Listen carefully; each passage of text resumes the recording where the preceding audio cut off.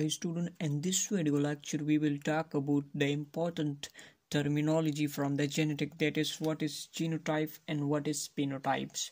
So the genotype is actually the genetic makeup of an organism. The first point, that is the genetic makeup of an organism.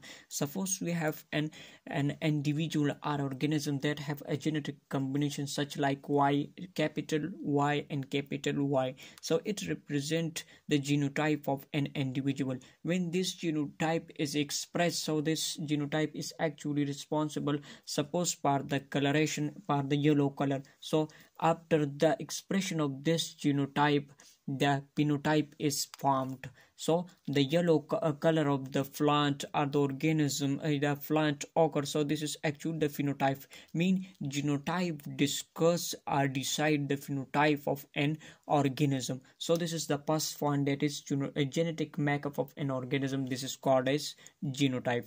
While what is phenotype? Phenotype is actually the physical layer, the outer appearance of an organism, how an organism like.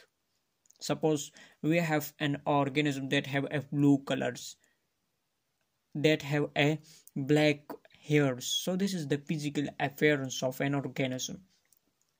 So the animal is dwarf, tall. This is the physical appearance. So this is called as phenotypes. Now the second point about the genotype, that is the genotype is actually depend on the gene sequence. How the gene sequence is present, so these decide the genotype. While the phenotype, it depends on the genotype as well as the environmental factors. So simply you can say that the gene sequence is responsible for the genotype, while for the phenotype, the genotype is also responsible, as we have discussed in this example. So the genotype is responsible for the phenotype, as well as environmental factor also responsible for the phenotype.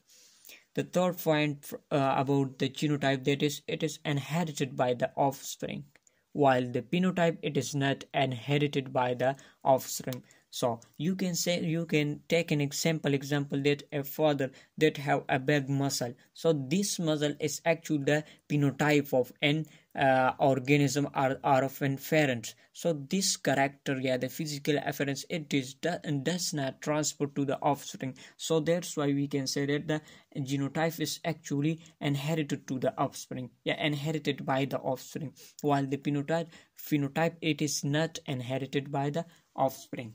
The fourth point regarding to the genotype, that can be determined by observing DNA. If you want to study the genotype or log the genotype, you have to observing the DNA. While when you want to study or to determine the phenotype, you can to observe the outer appearance, how the organism look, how the color is given by the organism. So you by the physical appearance, you can determine the phenotype. While for the determination of the genotype, you have to observing the DNA. Now these genotype and phenotype we will discuss, and the last monohybrid and dihybrid. We can easily count, or we can find the genotype of a monohybrid or dihybrid. Suppose we have take here the example of the monohybrid cross, where the one contrasting trait is selected.